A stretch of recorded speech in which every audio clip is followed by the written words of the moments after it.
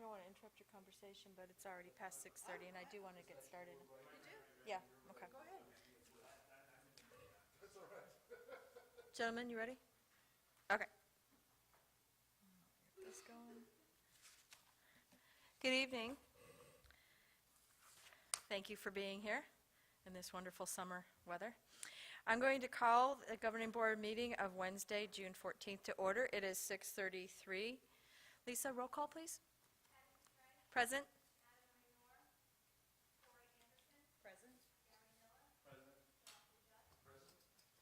And just so a note of record, Mrs. Knorr is stuck in traffic on 347 and will be joining us as soon as she can. So with that, Mr. Judd, would you please lead us in the Pledge of Allegiance?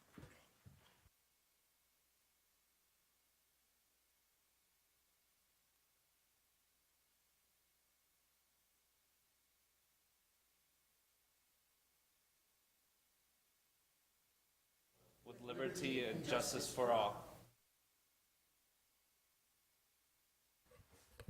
Thank you so much. And with that, do I have a motion to adopt the agenda?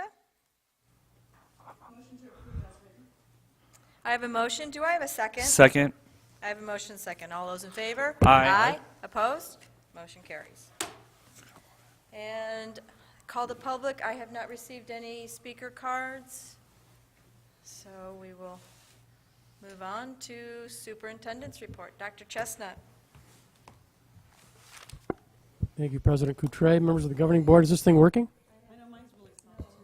It's not working at all. Kevin, can you help me back there, Kevin? I know, but can you hear me on the mic? What about, is yours the same? Well, it might be on the TV, maybe just not. That one's working. Okay, that's good. I'll take it. Quick fix. Well, thank you, President Coutre, members of the Governing Board. Several exciting, interesting things to report on tonight. On June 1st, I had my final meeting as Pinal County School Administrator Association President. I served 2 years as Secretary-Treasurer, 2 years as President. I missed a couple meetings in very key times, and I was appointed to those positions, but I did enjoy doing the job. I was gone, yeah. And but I did enjoy having the opportunity to lead the group, but I am handing that off for next year, and so we had a final meeting with some recognition for the retiring superintendents in our area, so that was a good way to end the year. But it's a good group. I enjoy meeting with them monthly, get some good ideas from them, and it's a good way to get some good partnerships going. Attended 2 conferences within the last week. On June 8th through 10th, I was at the ASBA Summer Conference, along with Patty and Tori and Josh, and got some good ideas there. And then one day in between, and then at the Arizona School Administrators Summer Conference in Tucson, and enjoyed that and got some good information at that meeting. So big news, certified openings. We keep making progress. The top line is the most exciting, 49 out of 50 override positions are filled. For a few hours, we had all 50 filled, and then one of the teachers we hired at Pima Butte changed her mind and said she could not join us after all. So you can see that Pima Butte was a none last meeting, and now we're looking for 3rd grade. But I know Mr. Lazar has had a couple of interviews for that position this week, so he anticipates filling that. So we're working on this. The principals are all working on it. And so the good news is we have 14 certified positions open. And we actually added one since last time. We decided to add back the CTE counselor at the high school. So I underlined that as a new addition for this list. We've had that position in past years. We can pay for that position 100% with CTE funds. There are some years when we do not spend enough CTE funds and we actually give money back to the federal government. We went without that position last year, and we decided that we would like to add that position back. And we know that our counseling department is busy, and they're serving a lot of students.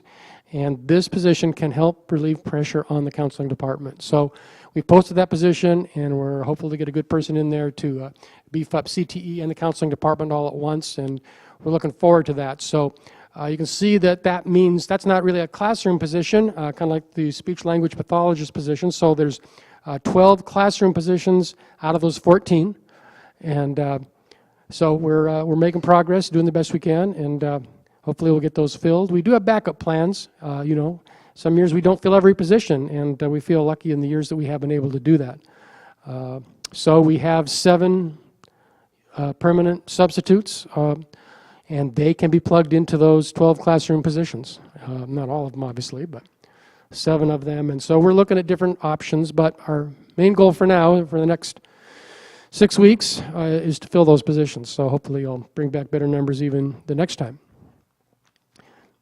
Today we had our Maricopa Economic Development Alliance meeting. I enjoy being on that board, and that group has been very supportive. I hope you got to see the awesome video that meetup just finished and was on Sonoran Living Show, and it featured Dr. Sorensen and her husband Steve Sorensen, PE teacher at Butterfield Elementary. And so it was a wonderful video that really bragged about the wonderful assets in our community and that it's a great place to live. And of course, Steve did a really nice job of bragging about Butterfield Elementary and the school district and just the great educational opportunities for families in Maricopa. So that was really well done. Jim Irving just gave me the volunteer hours for 2016-17, and we broke the record again, 28,480 hours, and right around 600 volunteers, and Jim does a really nice job with that. We also know that those hours are underreported. There's just no way to capture them all.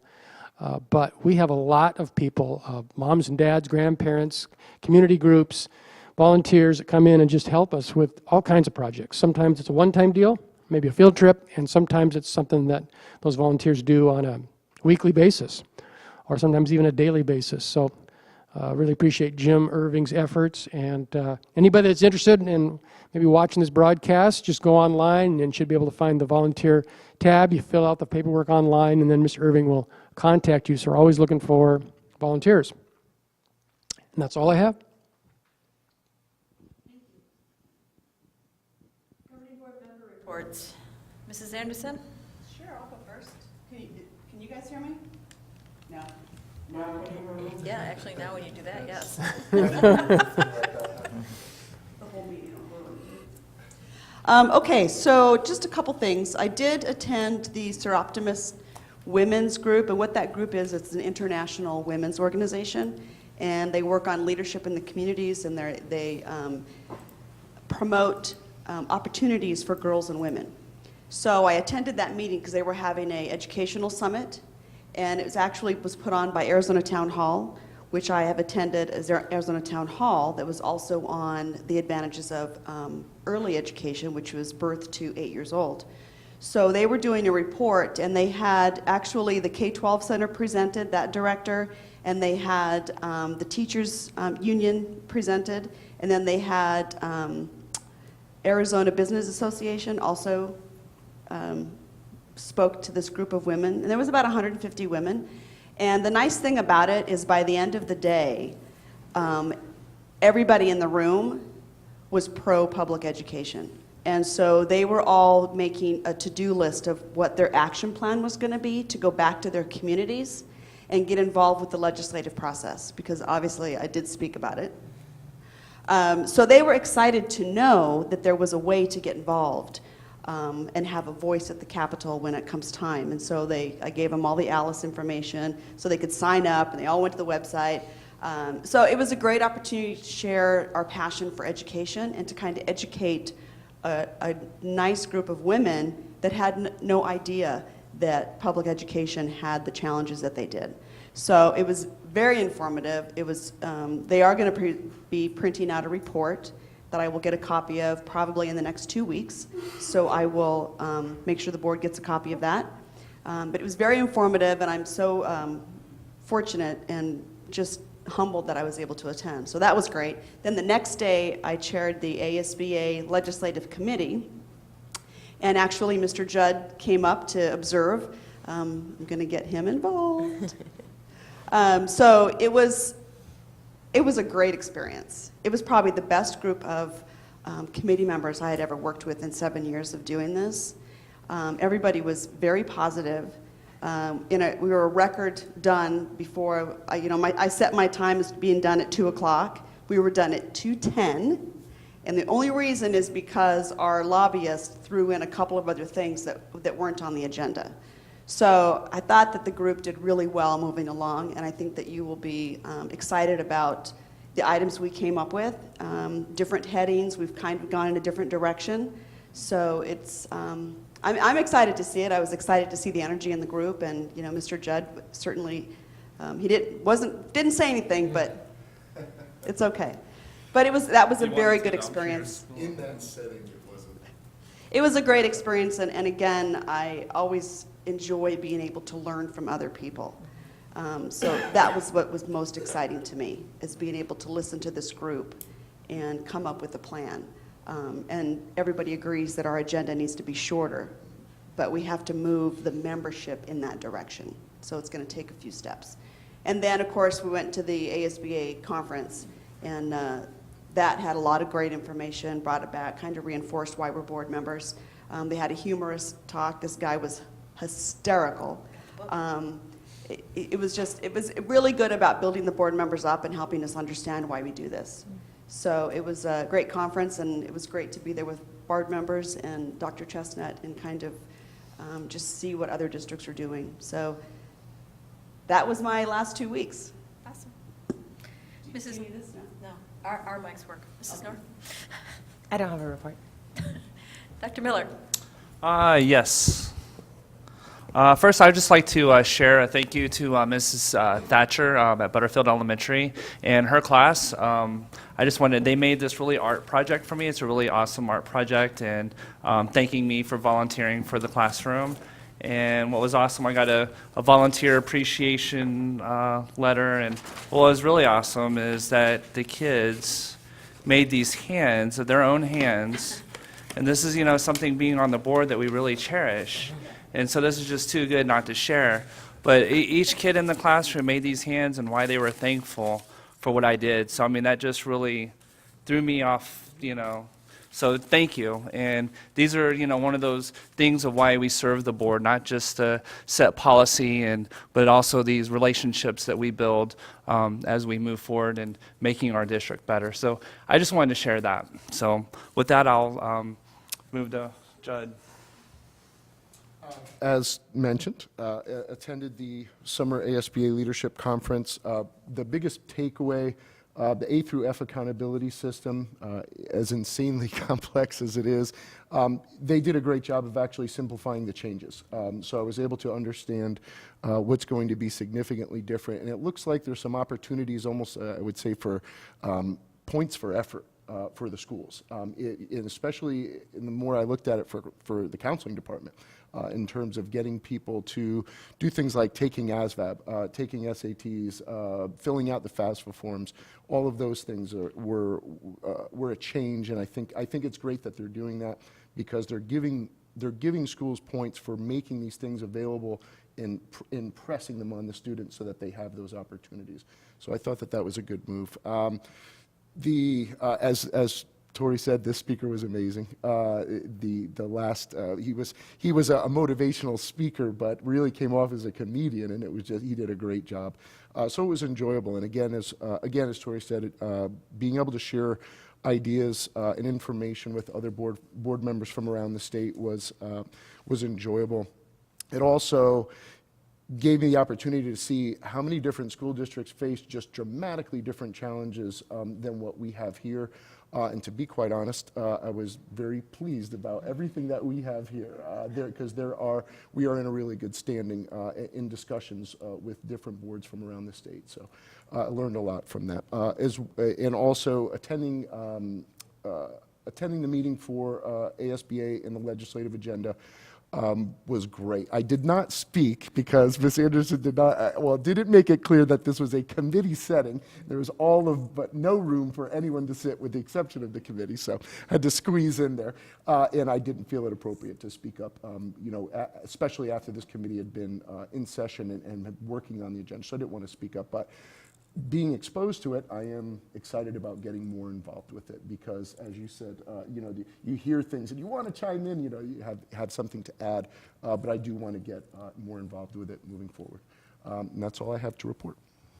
And if I may add one more thing, that, and Dr. Chestnut, I know before spoke about doing a maintenance tour, and I know I haven't got back to you. I'll get back to you on that, and I would just encourage the board over the summer, since we're not really visiting any of the schools, to maybe do a maintenance tour of the school. So this will be something that I think that would be a good experience for all of us. So I just want to let you know, because I know I haven't responded to you yet, that I'll respond to that. So for a maintenance tour, then maybe you can invite the other board members as well. Please do. Thank you. You're welcome. Thank you. And yes, I was at the Summer Leadership Conference with my fellow board members, and I will have to say, Mr. Judd was totally awesome. We kind of put him on the hot seat first thing in board Jeopardy, although he didn't win us any points. But, the fact that he was so willing to just jump in and share and really be a part and take advantage of this conference. And I will say, in the past years, the conference has kind of got a little stale. This year, they really brought it back again. They really, really, truly did. And the A through F, I agree, a lot of good things coming out of it, but I think it's going to take us to really understand it to help educate our community, because they're just going to look at that grade, and they're not going to understand why that grade is where it is. Because there's much more to schools than just the scores. The test scores. There's much more to it. So that was cool. And then when I left the conference, I was able to go over to Northern Arizona University, where our Rams football varsity team was in a big man 7v7 competition. And the boys did really well. The 7v7 took, I believe, fourth place, fourth place in, big man, and then sixth place in 7v7. So it was really good. I mean, the boys did a really good job. It was a nice experience to be up in Flagstaff. That really wasn't looking forward to driving back down here. The weather was so nice. But just a reminder that the information is already out regarding the law conference in September. That is another excellent conference. I think I've done it every year since they've had it. But I'm going to, I think this year, Dr. Chestnut and I are going to be going to a conference in Tucson. So we won't be able to be there. So kind of keep in the back of your mind, board members, we're going to need a delegate and an alternate to be part of that, because that last day after the conference is when they have the legislative committee. And that's when they decide on the items that Mrs. Anderson's committees worked so hard on. But we will need a delegate and an alternate. And I won't be able to be there this year. And one other thing that I've kind of talked to Dr. Chestnut about, and we'll put it on a future agenda just to kind of schedule the date. But, we are so blessed because we have Mrs. Anderson, who is certified trainer for our ropes course. And I thought it would be a really good team building activity if we as a board went and did the ropes course, and possibly with the cabinet members. I think that would be a really good team building. Yeah, that includes you guys. So at the next board meeting, bring your calendars and we can figure out a date, when it gets a little cooler. I won't be doing it in the heat of the day. But Mrs. Anderson, I'm sure, would love to give us the full ropes course. Yeah. All right. Okay, with that, let's go on to our information work study items. Review of the draft budget recommendations. Dr. Chestnut? Well, we've been working on this since December when the Budget Committee started, and I think we finally got it boiled down to one slide. We've had a good discussion about this, and my thought was that I just wanted to review this one final time, very briefly, for anybody that might be watching and wondering where we ended up. So we ended up with budget option number 2, as we discussed at our meeting on May 31st, and we have the two sides of the spreadsheet balance, $1,250,000 in additional revenue for 17-18, and then you can see how we've allocated it as far as new expenditures for 17-18 on the right-hand side, also totaling $1,250,000. The items in black were things that were recommended by the Budget Committee, not in the exact form necessarily that was recommended by them, but as we talked it through, the place that we ended up. And so this was what the final list ended up looking like, the option that people liked the best. And I know Mr. Roush is going to talk more about this in a few minutes because he's incorporated all of these elements into the proposed budget that we're going to be looking at tonight. So I'm guessing there's no questions about this, but I just wanted to run that by you one final time. Joan, can I ask a question? So I think the only question I have is number 9. Because I think I asked to see what it would cost if we did teachers instead of across the board. If we just did teachers 3% and did the COLA for everybody else and then gave everybody else the additional. What was that cost breakout? Did we do that? Yeah, the question was 1% for teachers, which was $75,000. The additional 1% for teachers. Yes. We bring them up to 3%. This proposal is for all employees, including teachers, to receive 3%. The teachers, in addition, will receive an additional 1%, which is additional special funding from the legislature. Yeah, that's from the state. Right. That's back there. But I just wanted to know what it would cost to do teachers, bump teachers up to 3% and not across the board for this year. Did we break that out? Well, we talked about that back on the 30th, and I guess my understanding of the question at that time was, I think we were at that time looking at this 3%, and then the question was, what would it cost to have teachers 1% more on top of that from the district? And the answer to that was $75,000. So I don't remember looking at it the other way, 2% for everybody and 3% for teachers, but it would be less than $817,000 if we did it that way. And then we'd have that extra money to put into reserves. Yes, we could. I thought I had asked that, maybe I didn't clarify it very well at the last meeting, but I just wanted to see what that would look like. Not that everybody doesn't deserve it, I just, our teachers are in the first, they're in the classrooms. But if everybody got a COLA at the 2%, and then we gave our teachers the additional 1%. Yeah, we had option 1. I think that was kind of the direction of option 1, if I recall. I'd have to go back and look at it. But we did talk about that. Okay, This was maybe I missed kind of it. where we ended up. But yeah, I mean, obviously it's a proposed budget tonight. We can still tinker with it. That's why Okay. we're having this meeting. So we've got to get your final input so we can bring the final budget at the next meeting. I mean, is that something that anybody's interested in talking about, or are we good?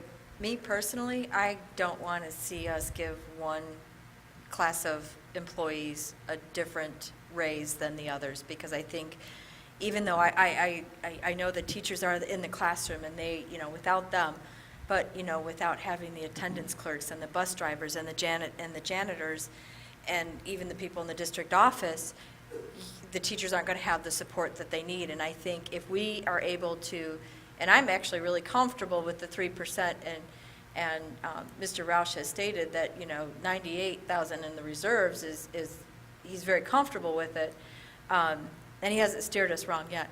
But for me personally, I could not separate giving the teachers an extra 1% versus the other classified and certified staff. In the past, we kind of gotten away from that because we wanted all of our employees to feel that they are valued. It would be great if we had an unlimited pot of money and we could give them like a 5% raise, but I just think a 3% raise is an awesome start, and as long as we continue to strive. And from my take on the budget committee, that was a very high priority that they want to carry throughout the years. They want to make that a really high priority, continue to give the raises. But me personally, no, I would not be interested in separating it. Well, my only thing is it's hard to find teachers. And so that's why I would like to incentivize teachers. They have their degrees. They've gone to school. I wanted to incentivize, even if it's just that 1%, because everybody's important, but we have a hard time hanging on to teachers. But I think we have a hard time So- holding on to a lot of different employees, say bus drivers. Well, bus drivers, that when- was another conversation about and- bringing them up to the state average, because our bus drivers, so that was another part of the conversation. What would that cost? Because across the state, I've asked several other districts, their bus drivers are $15 an hour. Ours are not getting paid that. Right. They And go to so we Casa train our Grande. bus drivers and then they leave. So that's another, playing point for, maybe we need to look at that as well. And so, but I do think teachers do need to be incentivized. And just because you brought this subject up, I'm not against giving teachers a different percentage than classified. And I think that if we continue down this road where we have a really hard time filling all of our positions, our certified positions, our teaching positions, that we absolutely need to look at options that include, a different percentage raise for certified than classified, for sure. I mean, I'm definitely not against that because I think that we need to, recruiting and retaining teachers, it's got to be our top priority if we want to become an A district. I mean, it's I agree. the biggest factor in us becoming an A district. So I'm not against that at all. And I want us to keep that on the table as we move forward. But in terms of this, so if we took it down to 2% for classified, then we would have additional funds and reserves, I guess, would be where you would do that. And, I mean, do we need it? I want to Well, know. or the money would go to, so we could bring our bus drivers up. That's an interesting thought. I think, especially in light of the great work Mr. Beckett has done in terms of hiring all these positions for the override, that's a sign that we're still, the supply and demand isn't quite at epidemic levels in terms of finding teachers. However, like Ms. North stated, we may find ourselves in that position in Arizona very shortly.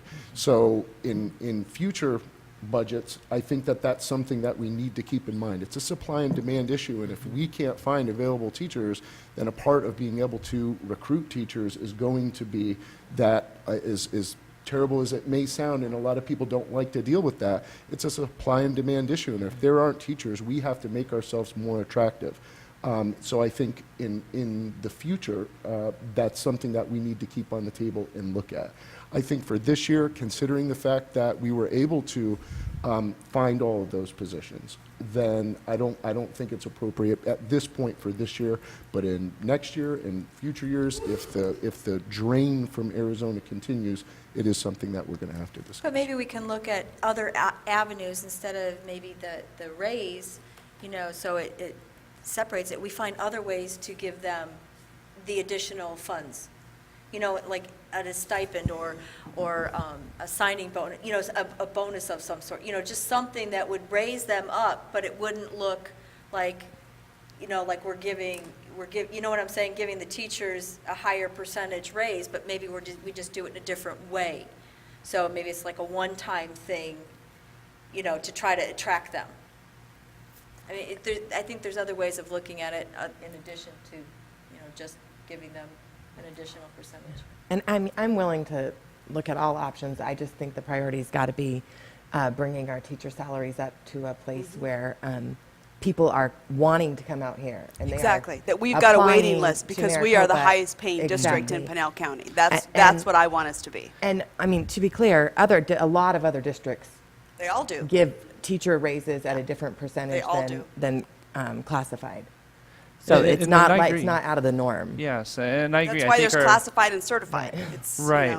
Well, and I think that's part of the conundrum too, and especially if you're not really into this budget and into this process, is that there are different positions, whether it's certified, classified, bus driver, whatever it may be, and I just don't like the whole idea of the 2% for the teachers, and because really the rest of the staff, I don't think really have anybody that's advocating for them.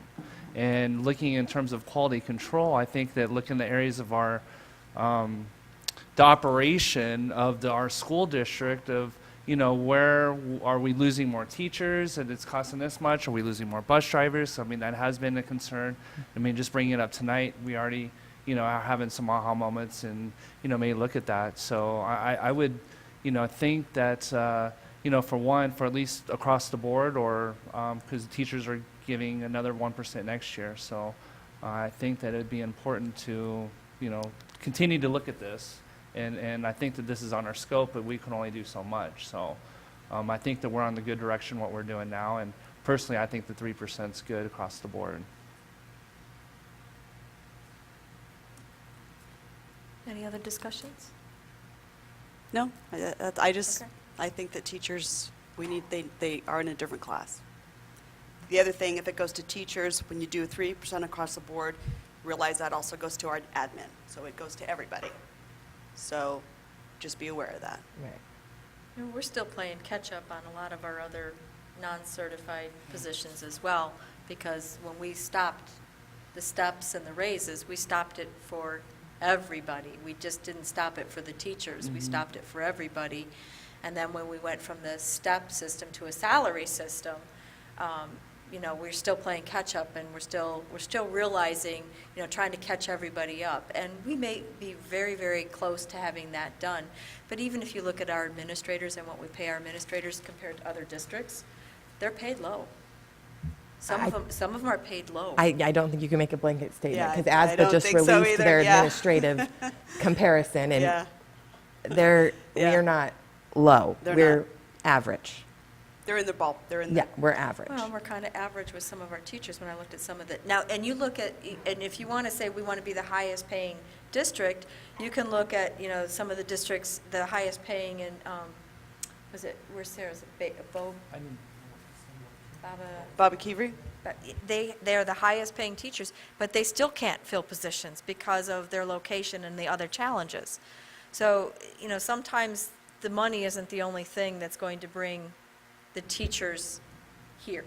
It's not always going to be money. Money helps, but I don't think it's always going to be money. But I definitely agree with all of you in the fact that we need to continue these conversations, and we need to continue to look at how we do move our district forward, and especially with our teachers.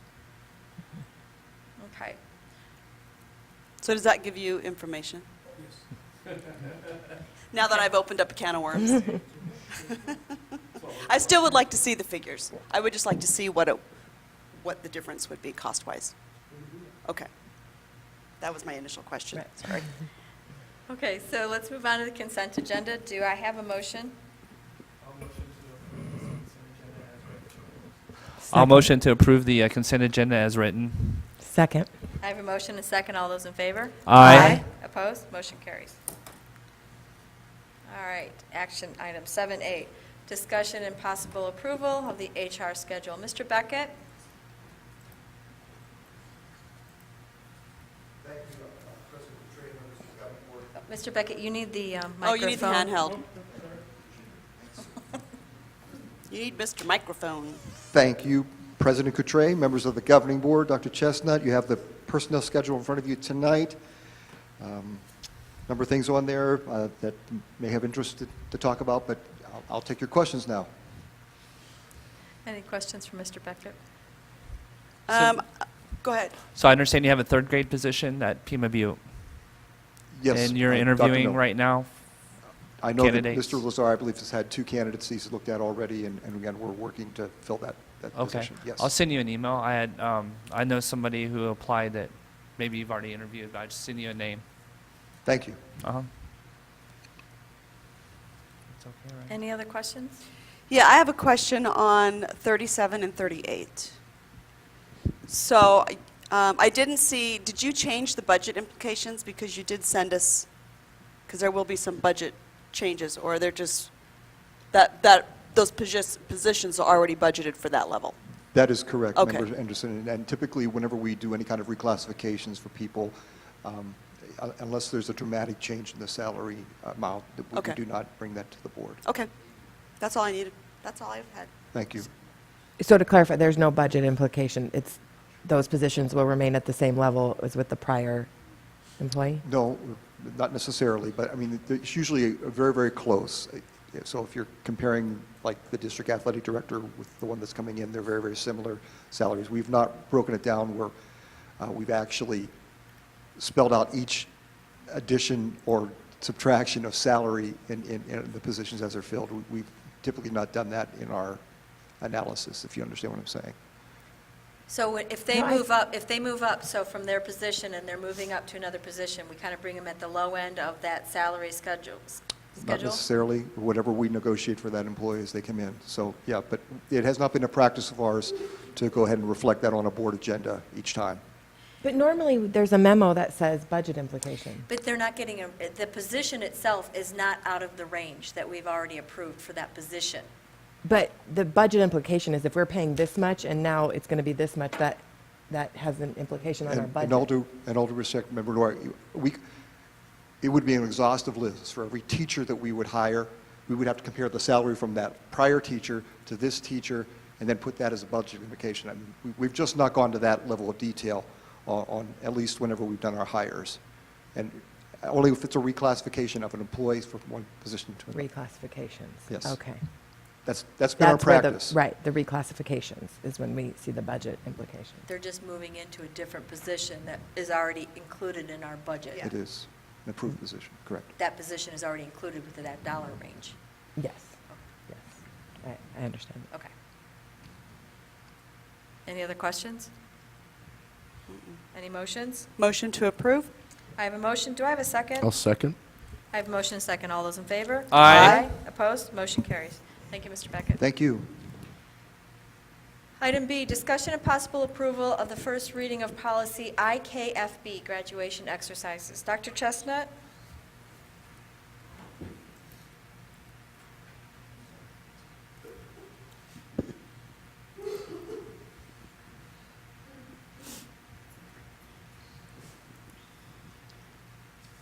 On the agenda for first reading tonight is IKFB and graduation exercises policy.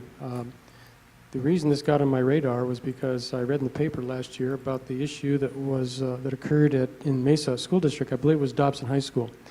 And there was a senior who contracted cancer of some type, ended up being 2.5 credits short. The good news is that the student recovered from that cancer, but had been in treatment and that kind of thing, and really couldn't finish his coursework in time to walk with his class. And their wording on their policy was pretty much identical to our wording, our current wording. This wording is a little more in detail, and what it really says is that if a student faces a hardship beyond his or her control, still wants to walk with the class, may be short of graduation requirements, that request can be made in writing to the high school principal. The principal reviews it, makes a recommendation to me as superintendent, and then I make the final decision on that. And I know that Mesa adopted that policy for this year, and I don't know if they had to use it or not, but I think it's probably wise to consider this change and would recommend the board consider it.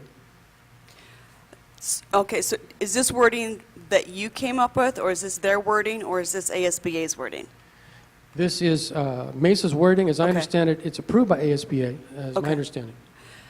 Because my question is, and I think it's great that they send a letter of appeal to the principal and to you, and that I get that.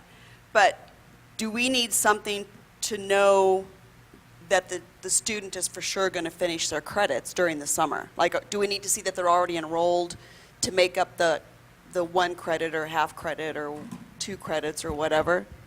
That's not currently the wording in the policy, no, but that's something that could be added, and that's why we're having a first reading. Okay.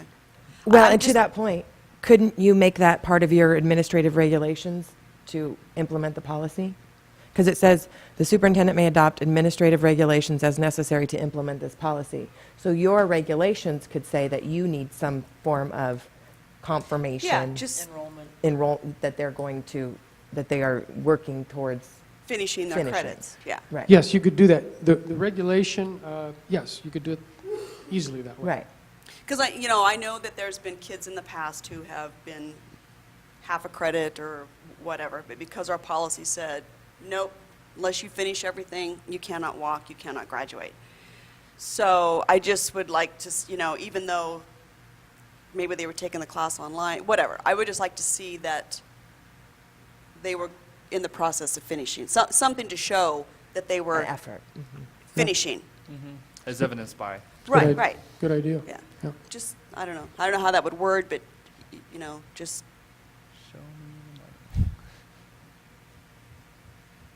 I mean, that could even be in their letter to the appeal. Well, and you may want to include in that regulation a time frame of when they need to submit that. You don't want them submitting it the day before graduation. Right. You'd want it, maybe, At least a month. or 2 weeks at least. No, that was going to be my question about a timeline, because to me it didn't really show that there was a timeline, of a part A, part B, Right. Well, you could say within appropriate processing time, maybe, and then leave it But open. That's why I For the just figured it'd be regulation, up to the yeah. superintendent, Yeah. so. And we can work on that. Okay. We typically haven't asked the board to approve regulations, but I could still give a sample of that, and then, not that we would, our tradition is we don't ask the board to approve regulations, Right. but I could bring a sample of the regulation and have you look at that, and then we could consider the policy for final adoption. Yep. Sounds good. I appreciate you looking at this because I know Yeah. it's come up. Now, does Yeah. this mean we can actually change the title? Because I know it says IKFB, and then underneath it says graduation exercises, but are we changing that title to commencement ceremonies? I'm pretty sure that graduation exercises is our title currently, isn't that right? Right. It's the ASBA title, So we so that's can't why we change that? Right. Right. Okay. Okay. That's what I thought, but I wanted to make sure. All right, does the board want to make a motion, or do we want to wait until this comes back? I'd like to wait till it comes back, Okay. so, I Is that agree. feeling of the board? All right. There's a long time till the next graduation. yeah. Yeah, have we're time. not in a hurry, but Right. but I'm glad we're looking at this Me now too. instead of waiting. Absolutely. Okay. Our next item is discussion and possible approval of the first reading of policy GCCA. Mr. Beckett, is that you? Thank you, President Goutre, members of the governing board. Very complicated policy, and I'm going to try to do my very best to try to explain my way through this. We have had an attorney working on this for about the last 3 months. I received the draft copy last week, so I think I've got a little handle on it, but obviously this policy change has been precipitated by the fact that the voters approved Proposition 206, Right. which affected both our minimum wage law as well as the granting of sick leave policy for all employees. So what this policy has done is been able to address both all of our part-time employees as well as all of our full-time employees. I will start through this now. The first 3 pages, which are labeled under earned paid sick leave, are really the compliance piece with Proposition 206. This is the sick leave that every employee, whether part-time or full-time, will accrue throughout the course of the year. The same standard for whether I'm a substitute here in the district or whether I'm the director of HR. It makes no difference. Everybody will get the exact same benefit. What happens then, and again, if you have any questions as we're going through this, I'll let you know, but again, you're accumulating 1 hour of sick leave for every 30-plus hours of work, whether that's 30 hours in 1 week or 1 year, you earn 1 hour. And so most of our 9-month employees, 10-month employees are 36, 37 hours. So they hypothetically will never reach a full 40 hours of sick leave or a full 5 days. But anyways, that is the first half of the policy. And again, this is directly from Arizona Revised Statute 23-372, well, 371, 372, and 373. So if you're looking for a reference for the revised statute, that's where it is. So that takes care of really all of that portion of compliance piece for all of our employees. Then the next 3 pages, if you're looking at those, refers to our restricted leave, which basically is the exact policy that we presently have in place. But what it does, it subtracts the earned leave away from the hours that a typical full-time employee over 30 hours would have received. So the 5 earned hours for a 10-month employee is subtracted from the 11 days, that we typically had on our old policy, which leaves them a balance of 6 days that they would then be able to use, that is called restricted use of sick leave. Again, and then obviously there's a 12-month portion on that as well, which would be 8 days that would be added to the 5 days that you earn under earned sick leave. I can tell you that I think that we're compliant with the law. And again, I'm pleased with what the attorney has. There are going to be some devil in the details in terms of how we track this. And so we're going to be working with our payroll department, Pam Brown, Maureen Begay in particular, and just making sure that we're clear on this, because there's obviously little nuances throughout this entire policy of things rolling over, not rolling over, what accrues, what doesn't accrue, who gets to have an accrual, who doesn't. And so there are some devils in the detail in this particular policy. But again, I think the best thing that I could say is overall it does not penalize our current employees with sick leave and adds a benefit to our part-time staff. So it's a good thing, I think, overall for our staff. Sounds like the state's A through F grading system. It really truly is, because this actually comes in place starting July 1st. That's correct. And that's the reason why we're kind of on the timeline here to at least get it implemented. Many of our employees, obviously, or at least our part-time staff, are not going to start until August. But Right. it's going to be great to have this in place and so that we can start kind of figuring things out as we go through. So in terms of tracking, which you had brought up, I'm glad you had mentioned that. Is there any type of support that you can have from other systems, or do you have anything in mind in terms of a model in how you're going to track all of this new data? Actually, our Vision software program is very rich, and Okay. I'm sure that the county or Tyler Industries are working on kind of a tracking mechanism, because we're not going to be alone in having to kind of keep compliant with this policy.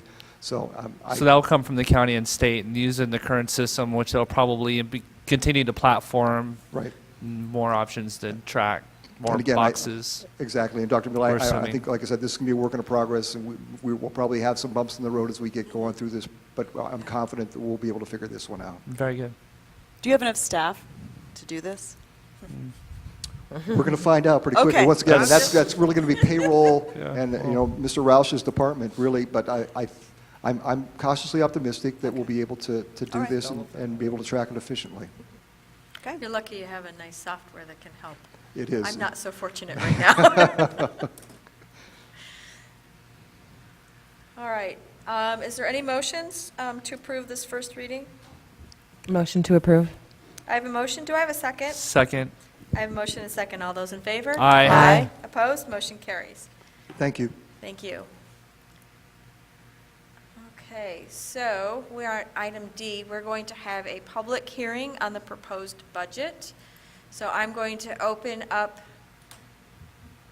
the meeting to anybody who would like to address the board for the public hearing. Okay.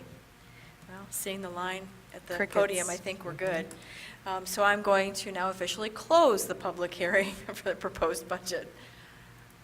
Okay, so now we're at item E, discussion and possible approval of the proposed fiscal year budget, 2017-2018. Now, this is just, I mean, if we approve this, we can still change it, correct? Oh, because of what we asked today? Exactly. Oh. I mean, I don't want to pigeonhole us into something that we can't, have further discussion and further changes. So I just want to make sure. Is Well, that- and we can just have a discussion. We don't even have to approve it, because There he's may- not going to get the information till July, right? There may be positions included that may need to be posted for hiring sake. That can't be changed, I would Sorry, assume. Mr. Roush. Did you give him the mic? It is microphone. I do have the mic, I probably need the clicker. Oh, we have a slideshow.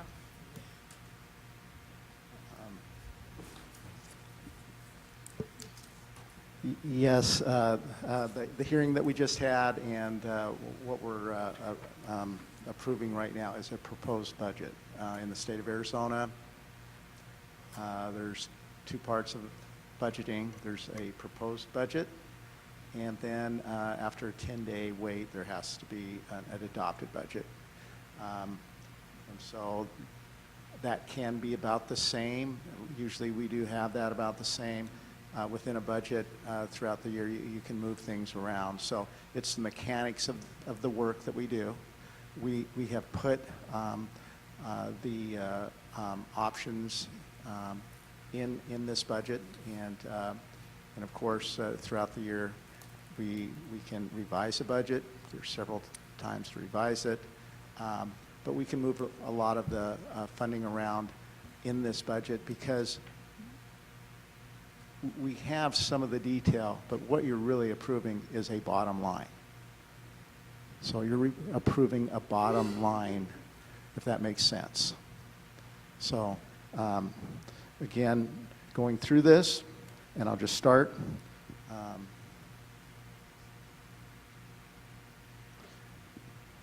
This proposed budget, I think you have the document, has a budget revenue limit of $41,399,710, unrestricted budget limit of $2,532,000, federal projects of about $6 million, and impact aid of $888,000. And this is how the state of Arizona then presents its information through the worksheets and through our budget. The budget expenditures then, we don't always have to budget right to the revenue control limits, but we do, just so we don't have to revise it. More often times, we go underneath that budget, so we just budget the whole thing, so we don't have to come back and do lots of different budget revisions. Again, the options that we talked about are in this budget. Some of the highlights of the M&O fund. And again, this is based on 6,384.725 ADM. Those are projections, right? Because we have current year enrollment appropriations. So any budget is just a, it's like your own home budget. It's a snapshot and it's an estimate. We try to estimate conservatively. We've always set our marks. We are a growing district. So, oh, sorry, thank you.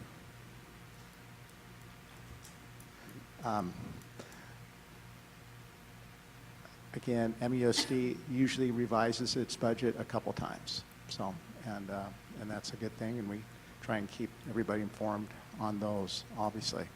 Some of the revenue changes, and I'm going to go to the last one first, 0.106 salary increase for state funded, and that's a revenue change, and that's an expenditure change. We put it in this M&O highlights, but it's not just for the M&O folks, because this is a very complex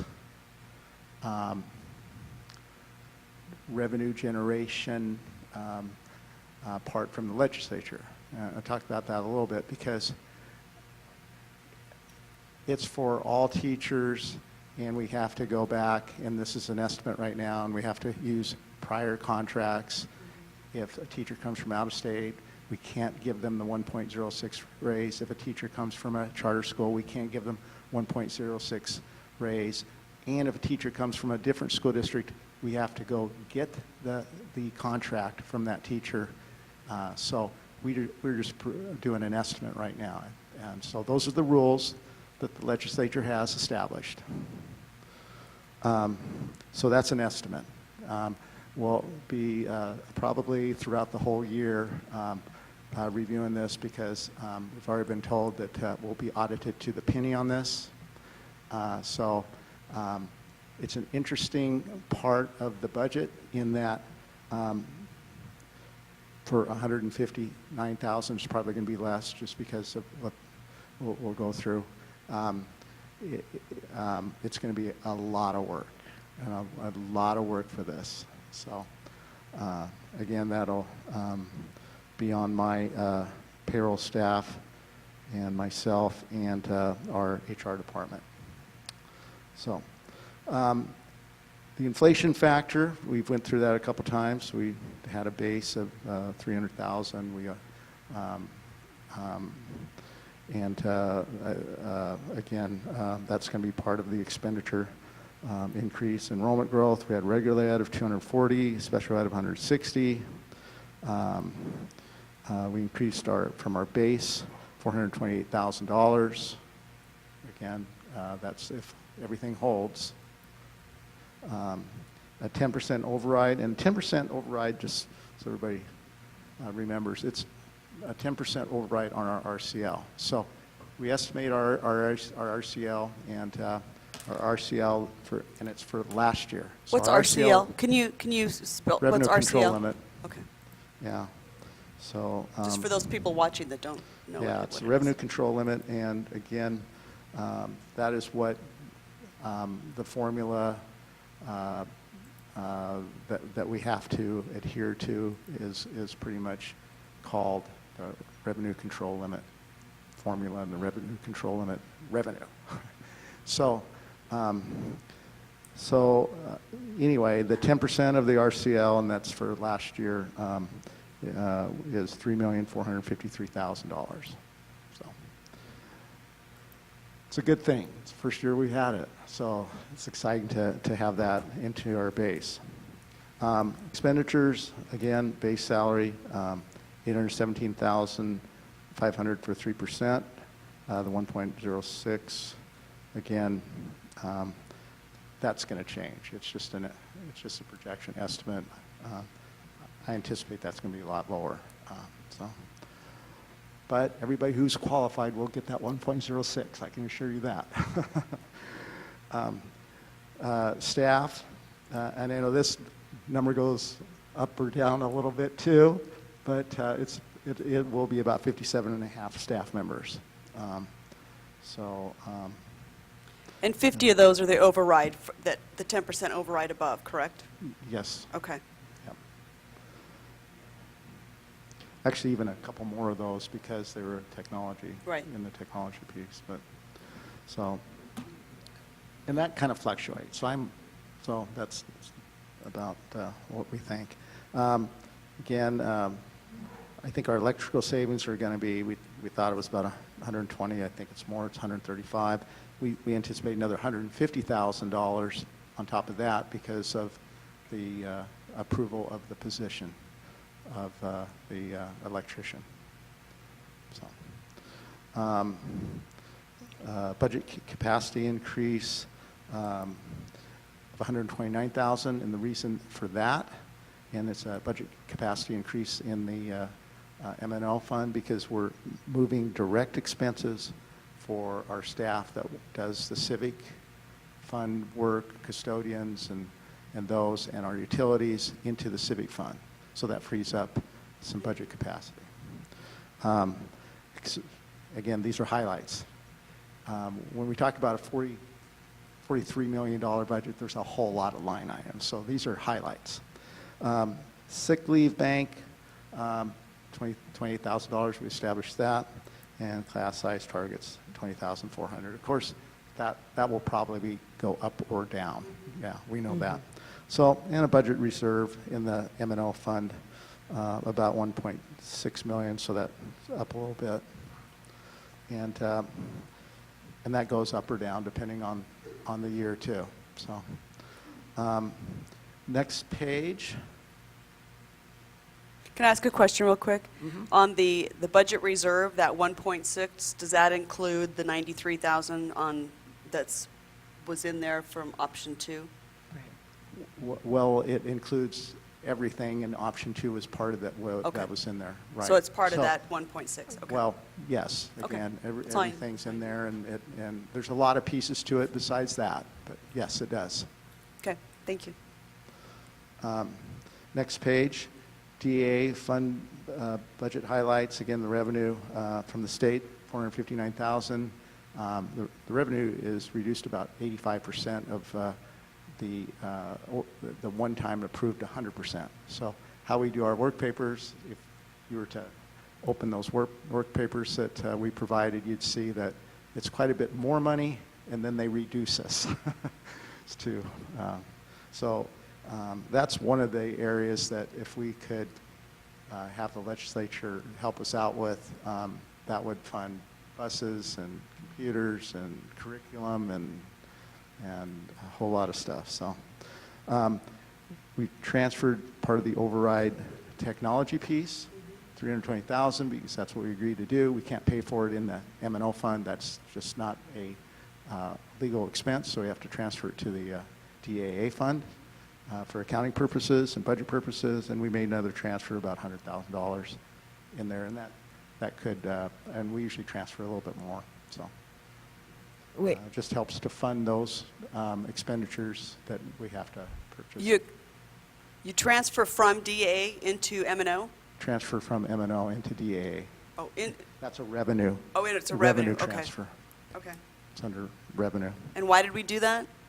to help fund some of the DAA expenditures. Now, what's the total balance in the DAA fund? It's Total 2.5. balance, and it changes every day. So, you know, we're projecting that it'll start out, see on the first page here. Let's go back. 2.532 and to 63. $2.5 million. That's your and budget limit, that's not what's. No, but that's. No, that's the DAA That's the fund. Yeah, DAA that's funds. the DAA DAA, fund. yes. That's a Right. DAA fund. Yeah. So we project that that's the amount of revenue in the revenue, we call it a revenue control limit, but that's the revenue piece that we can budget to, and then we typically just budget all the expenditures to it, knowing that we don't expend it to that amount.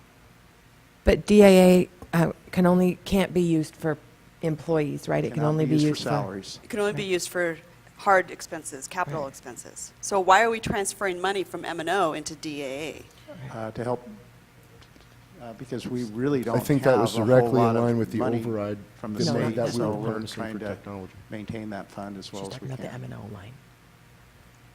But if we have 2.5 million in there, Well, we can transfer it back anytime. Oftentimes we've, you throughout can the- transfer it back? Yes, all the way to the end of the year. But if we transfer it back, we still can't use it for people. See what I'm saying? Because if Yes, it's in you can DAA, that's the reason you transfer it back. So you can use it. But we could actually use that 100,000 right now and like give the teachers another 1%, right? yeah, Or or one of the other bus priorities. drivers or whatever. Right. Okay, move it, that's a Yeah. question we'll. Mhm.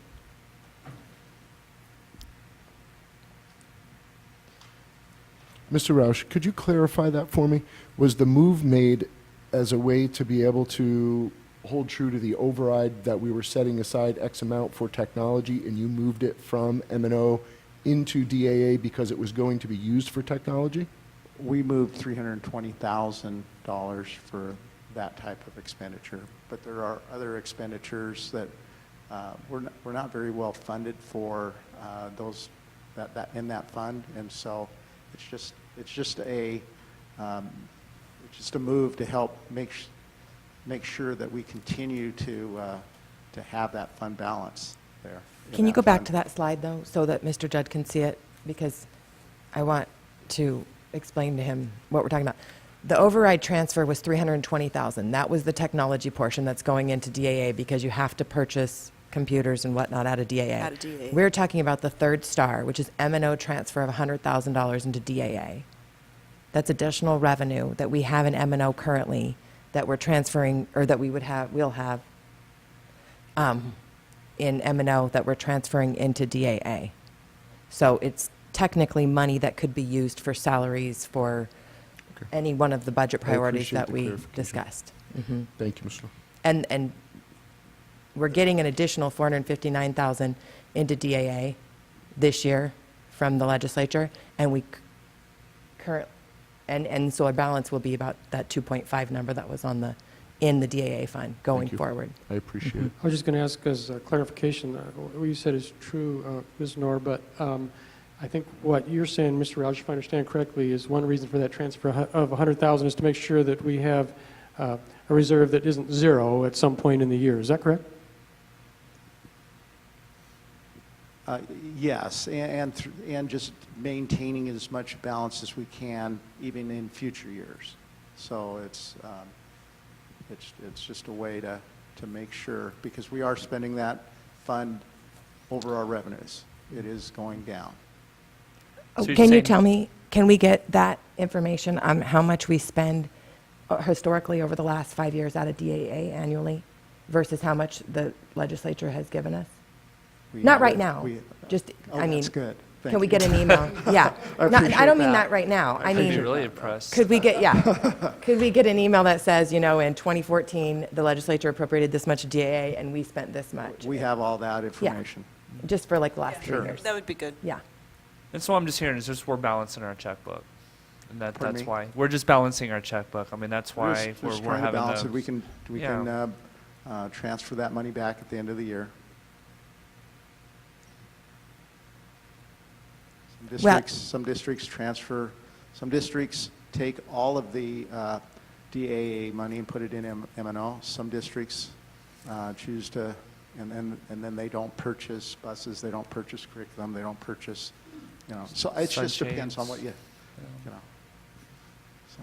I get, my only question is that $100,000 that we're moving from M&O that can be used for people, I would like to see us use it for people and not put it in DA funds. That's my, and I understand why you're doing it. You don't have to explain that. I get why you're doing it. But I just don't know why we're moving people money into hard capital. Right. It's because we need that money now, I feel, for our teachers or our bus drivers. Well, and That's my issue. Yeah. So when I see $100,000 in M&O, I'm like, oh. And I have the same issue because as long as I've been on this board, we haven't had an issue with our DAA fund. I mean, it's always had a very large balance. millions of dollars in it, Yeah. like it does now. And that's great to have that. But it's, like I said, it's not something that I've seen get to low levels that concern me. And so I just, as Member Anderson said, would like to see that used for salaries, people, bus drivers, paras, I mean, anything to help our school district. So, Well, so our students can be successful. right. Mr. Roush, can you make this balance without that 100,000 and put it in salaries for our teachers Or bus drivers. or, and bus drivers? Well, Yes, And. you can. It's a transfer that would have $100,000 that would be spent in the expenditures or put it in the reserve. So you can pretty much just like I would describe it as a personal income. You have cash in your wallet and you have a bank account. And so you can take money out of the bank account and put it in your wallet, or you can and spend it for the operations, and M&O is the operations, so there's plenty of, so it's whatever. So I have a question for you, Mr. Roush. Let's say we do that, and we put the M&O money back into M&O, and we put it towards teacher salaries and bus drivers. And towards the end of the year, we're having more expenditures in the DA. Can't we take the money out of our reserves to cover, like if a bus broke down and we had to buy another bus? There are other reserves that we potentially could take it out of, and we are taking. Well, I know we're taking money out of the reserves to do the Right. curriculum next So, year. I yes, understand that. So, right, we can do that. Okay. Okay. So taking that $100,000 out is not going to break us. And okay, then let's do it. But it could benefit our staff greatly. Yes, yeah, I'm all for, if we've got an extra $100,000, I mean, I know it's not like an extra $100,000 line, I get that. But I'm in agreement with Mrs. Anderson and Mrs. Knorr that let's take that money and put it towards teachers and bus drivers. Right. It's a no-brainer. And again, this is a proposed budget. Right. You have an adopted budget.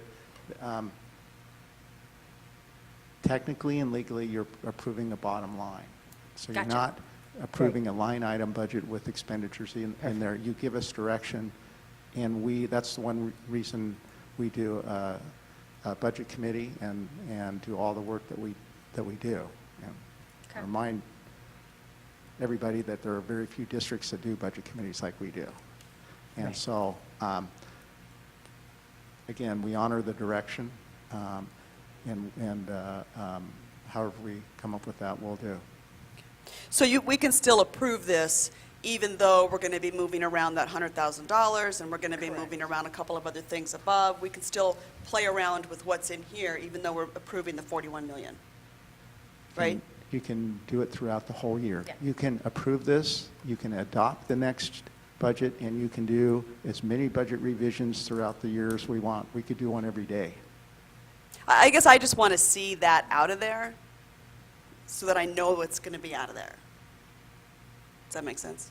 Before I approve it, I want to see it. Well, it will be problematic if we don't approve this proposed budget. 'Cause it will Then be we're balanced. moving the mechanics of this Right. whole thing into another July. timeline. Okay. And so- No, that's fine. I understand. Yeah, we can bring assurances and Okay. you know, follow up on this, Okay. on the directive, just like that option 2 budget list. I Right. mean, we're going to do everything on that list, and if we add things that are like notes to that, then we can give you updates on progress on that. Thank you. This is a proposed budget. This is not the adopted budget. Okay? Right. So things can change. Okay. Great. But we can't have the an bottom line. we can't have an adopted budget Without a without proposed. proposed. Right. Right. Anything, is there more? Not- Yeah, there's one more slide. He's Okay. got one more slide. Sure. I'm not going to cut Mr. Raj. No, I was He's just going. wondering. He's on a roll. Again, some of the things, highlights, other funds, 301 funds, they'll stay about the same. Actually, though, they are going down a little bit lower. And with 50 more teachers, that Fund 11, or excuse me, that Fund 12 will, and Fund 11 will start going down because they'll start draining those. So this year, the performance pay was about $2,750, around there. And with more teachers in there, that the amount, Oh, the yeah. dollar amount will stay the same, but there's more So the pie gets a little smaller. in the division table. So we have 50 extra people to divide it through. So just so everybody understands that. Again, the Civic Fund now is going to have $129,000 of direct expense from the M&O Fund and the 2 custodians. And indirect cost fund is going to fund the $48,000 for the subcontract. There's a results-based fund, and we have one school that will get that $306,000. That could change too. That's just what the formula has throughout the year. That'll change, and there are rules on that. We tried to find some of those a couple weeks ago, and I don't think they're finalized, but obviously we'll follow those. Another thing, and we had a good meeting with board member Judd today, and one of the things that we talked about, we are audited every year for everything that we do. The state funds this, and we pay for it, $41,000 audit every year. So everything is reviewed. Right. So I think some people don't always realize that, if we were out of compliance of any of this stuff, we'd get audit findings. So just want to make sure. And that conversation came up. So, so our job is always to make sure we do the right thing with all these expenditures. Again, the SEI budget goes up and down.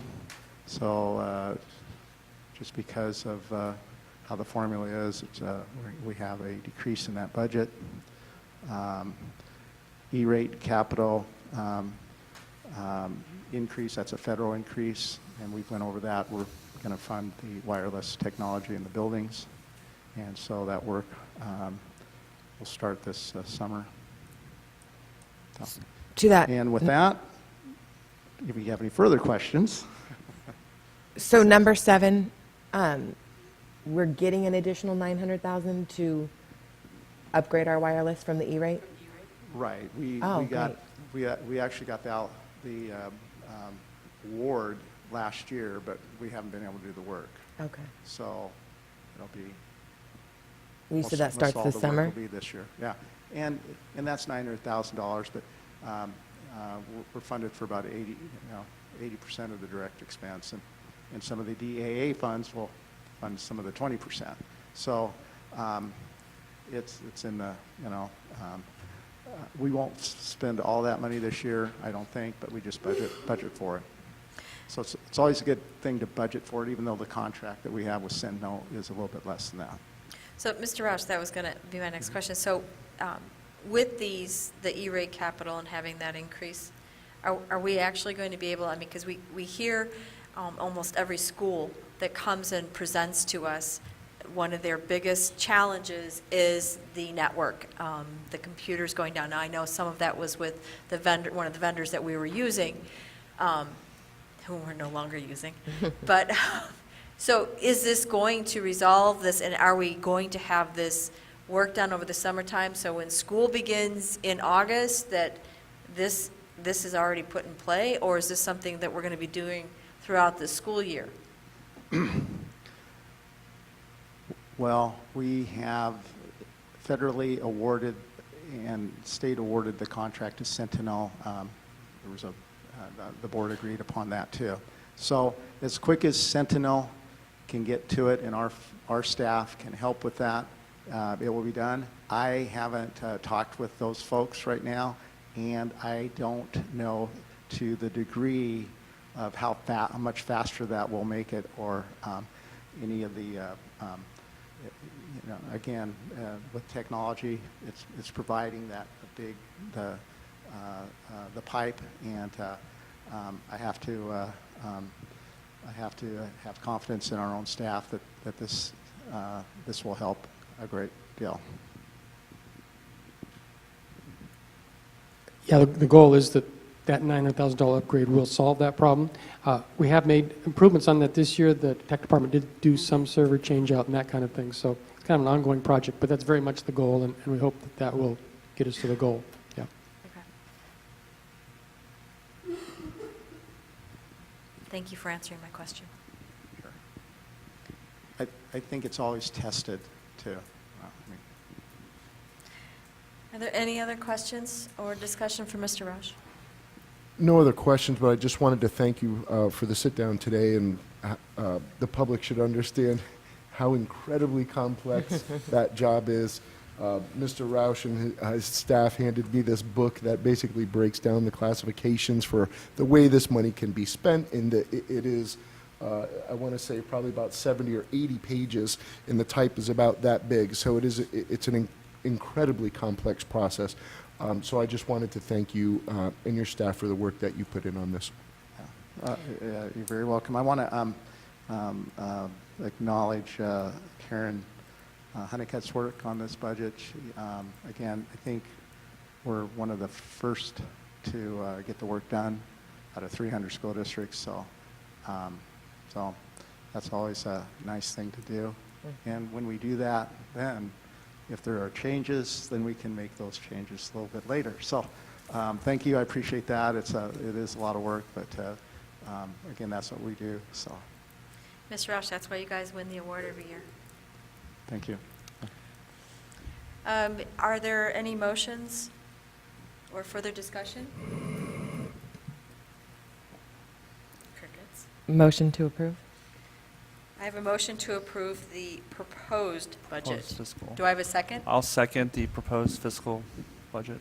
All right, I have a motion and a second. All those in favor? Aye. Opposed? Motion carries. We're almost there. Okay, so the next two items, we are going to have to vote on them separately, but I would like to do them before we actually leave the dais. We're going to do item F first. And is there a motion to convene an executive session pursuant to ARS 15-342-11 to conduct an appeal hearing on the decision to promote student A common school student? There is a motion to approve adjourn to executive session pursuant to ARS 15-342-11. The board may convene an executive session, consider and take action on a student appeal matter. I have a motion. Do I have a second? I'll second. I have a motion and a second. All those in favor? Aye. Opposed? Motion carries. And item G, approved to adjourn to executive session pursuant to ARS 431-3A1 for a superintendent evaluation for the discussion and consideration. And should the superintendent advise the boards that he wants this discussion occur in open session, then it will be back in open session but I don't believe Dr. Chestnut wanted this in open session. So, do I have a motion to adjourn into executive session? So moved. Okay, who wants it? Raise their hand. You can have it. You. Oh, you. Okay, so Mrs. Knorr gets that one, and do I have a second? Second. I get Dr. Miller for a second. All those in favor? Aye. Aye. Opposed? Motion carries. We are adjourning to executive session. It is 7:53. Very good. And before we go, guys, I need you, we need to